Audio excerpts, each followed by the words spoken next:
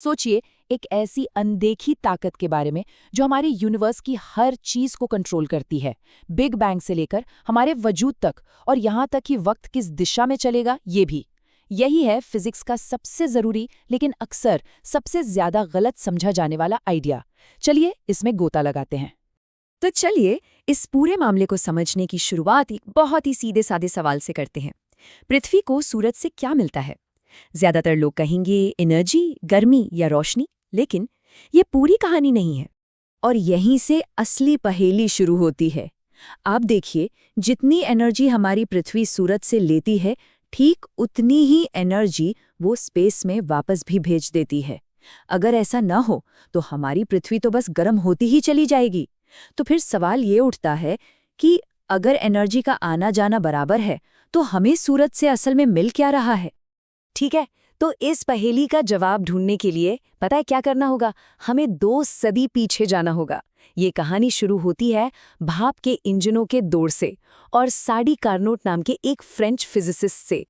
तो हुआ ये कि कार्नोट ने देखा कि फ्रांस के जो भाप इंजन थे वे बहुत ही बेकार थे, जबकि ब्रिटेन की पूरी इंडस्ट्रियल ताकत इन्हीं इंजनों पर टिकी थी।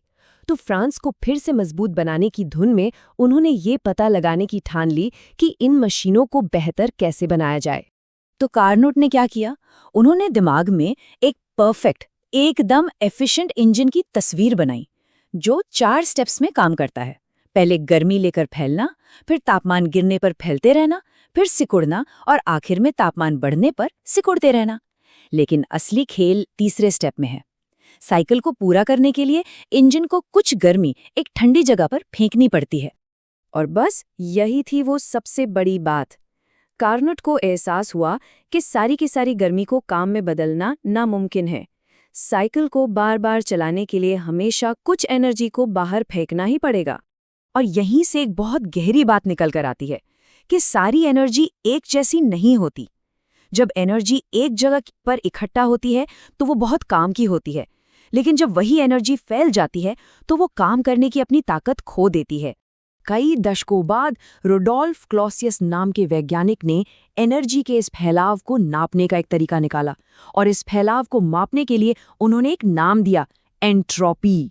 सीधी सी बात है, कम एंट्रोपी मतलब इकट्ठा एनर्जी, और ज्यादा एंट्रोपी मतलब फैली हुई एनर्जी।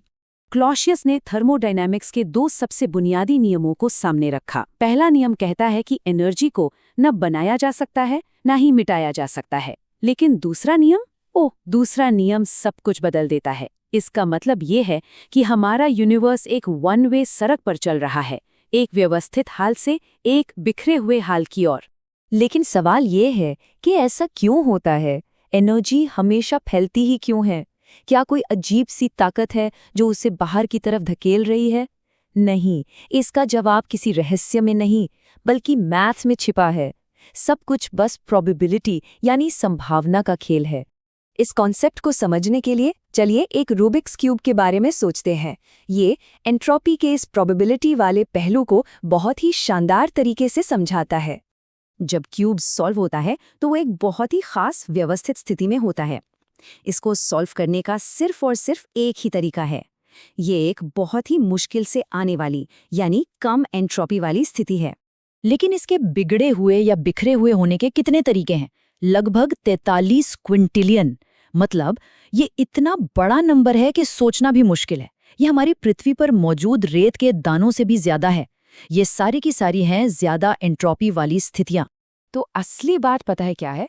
एंट्रोपी इसलिए बढ़ती है क्योंकि किसी भी चीज के बिगड़ने के तरीके उसके सही होने के तरीकों से कहीं ज्यादा होते हैं। तो जब भी क्यूब को ऐसे ही रैंडमली घुमाया जाता है तो वो अपनी उस एक दुर्लभ स्थिति से निकलकर उन खरबों बिखरी हुई स्थितियों में से किसी एक में चला जाता है। एनर्जी के साथ भी बिल्कुल यही होता है।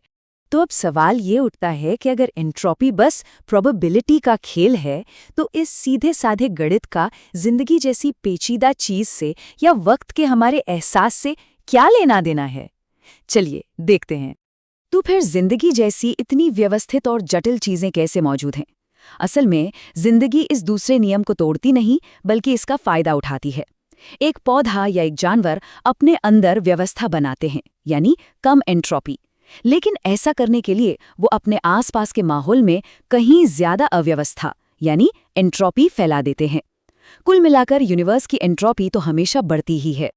और ये हमें हमारे पहले सवाल पर वापस ले आता है कि पृथ्वी को सूरज से क्या मिलता है। जवाब है कम एंट्रोपी। हमें सूरज से हाई एनर्जी वाले इकट्ठा फोटॉन का एक पैकेट मिलता है और हम बदले में स्पेस में कम एनर्जी वाले बिखरे हुए करीब 20 फोटॉन वापस भेजते हैं। जिंदगी एनर्जी के इसी झरने के बीच पनपती है, जो इकट्ठा रूप से फैलते हुए रूप में बदल रही है। एंट्रोपी का ये लगातार एक ही दिशा में बढ़ना, यही वजह है कि हमें वक्त हमेशा आगे की तरफ जाता हुआ महसूस होता है। हम अपने अतीत को याद रख सकते हैं, जो एक कम एंट्रोपी वाली स्थिति थी, लेकिन अपने भविष्य को नहीं, जो एक ज्यादा एंट्रोपी वाली स्थिति होगी। व्यवस्था से अव्यवस्था का यही सफर समय का तीर है। कुछ साइंटिस्ट्स तो इससे भी एक कदम आगे की बात करते हैं। उनका मानना है कि जिंदगी कोई इत्तिफाक नहीं है, बल्कि थर्मोडायनामिक्स का एक जरूरी नतीजा हो सकती है। जेरेमी इंग्लैंड जैसी फिजिसिस्ट्स का कहना है कि जिंदगी यूनिवर्स की एंट्रोपी को बढ़ाने का एक बेहतरीन तरीका है, और शायद कुदरत ऐसी ही चीज़ों को बनने में मदद करती है जो एनर्जी को सबसे अच्छे तरीके से फैला सके। और अगर हम इसी लॉजिक को बिल्कुल आखिर तक खींचकर ले जाएं, तो यूनिवर्स का अंत एक ऐसी स्थिति में होगा जिसे हीट डेथ कहते हैं। ये मैक्सिमम एंट्रोपी की स्थिति होगी, जहां एनर्जी इतनी बराबर फैल जाएगी कि फिर कभी कुछ भी दिलचस्प नहीं हो पाएगा। पर चलिए इस पूरी बातचीत को एक बहुत ही दिलचस्प सोच के साथ खत्म करते हैं। एंट्रोपी का मतलब सिर्फ तबाही नहीं है। सोचिए एकदम परफेक्ट ऑर्डर यानी बहुत कम एंट्रोपी, और एकदम परफेक्ट बिखराव यानी बहुत ज्यादा एंट्रोपी। दोनों ही सच कहें तो काफी बोरिंग है। जिंदगी और खूबसूरती जैसी जटिल चीजें न तो शुरुआत में होती हैं और ना ही अंत में, वो बीच में पनपती हैं, उस बदलते हुए, कभी कभी बिखरे हुए और हमेशा दिलचस्प सफर के दौरान जहां हम अभी हैं।